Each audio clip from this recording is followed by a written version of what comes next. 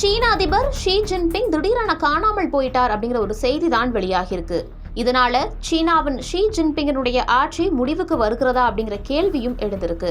அதிபர் ஷி கடந்த மே மாதம் 21ஆம் தேதியில இருந்து ஜூன் 5ஆம் தேதி வரைக்கும் வெளியே வராமல் இருந்ததாகவும் கூறப்படுது. அது மட்டும் இல்ல, வரப்போற பிரிக்ஸ் மாநாட்டுல சீன அதிபர் கலந்துக்க மாட்டாரு, அதற்கு பதிலா சீன பிரதமர் தான் கலந்துக்குவாரு அப்படிங்கிற ஒரு தகவலை சீனா தரப்பு சொல்லியிருக்காங்க. இதற்கு பிறகு சீன அதிபரினுடைய ஆட்சி முடிவுக்கு வருகிறதாங்கிற கேள்வி அதிகமாக எழுந்திருக்கு. என்ன நடக்கிறது சீனாவில்னு விரிவாக பார்க்கலாம். சீன அதிபராக ஷி ஜின்பிங் கடந்த 2013ஆம் ஆண்டு மார்ச் மாதம் பொறுப்பேற்கிறாரு. சீனாவில் அதிபர் பதவி காலத்தை பொறுத்த வரைக்கும் 5 ஆண்டுகள். 2013 பதவியேற்ற ஷி ஜின்பிங் மறுபடியும் 2018 இரண்டாவது முறையாக அதிபராக வெற்றி பெறுறாரு. அதனைத் தொடர்ந்து கடந்த 2023 வருடமும் 3வது முறையாக அதிபராக தேர்வு செய்யப்படுறாரு ஷி. இவருடைய பதவி காலத்தை பொறுத்த வரைக்குமே வர 2028 வருடம் மார்ச் மாதம் வரைக்கும் இருக்கு.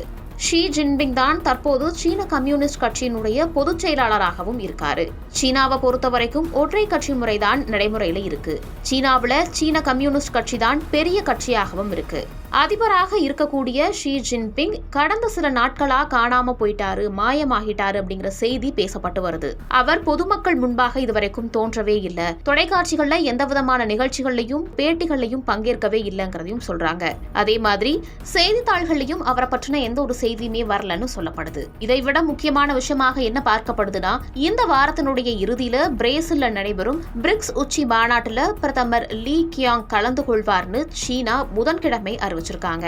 இது ஏன் பேசு பொருளாக மாறி இருக்கு அப்படின்னு பார்க்கும்போது, தான் ஆட்சிக்கு வந்த பிறகு முதல் முறையாக ஜனாதிபதி ஷி ஜின்பிங் இந்த கூட்டத்தை தவிர்க்கிறது இதுதான் முதல் முறை. இதற்கு முன்னாடி இந்த கூட்டத்துல எல்லா முறையுமே ஷி பங்கேற்றிருக்காரு, ஒரு முறை கூட தவிர்க்காமையும் இருந்திருக்காரு.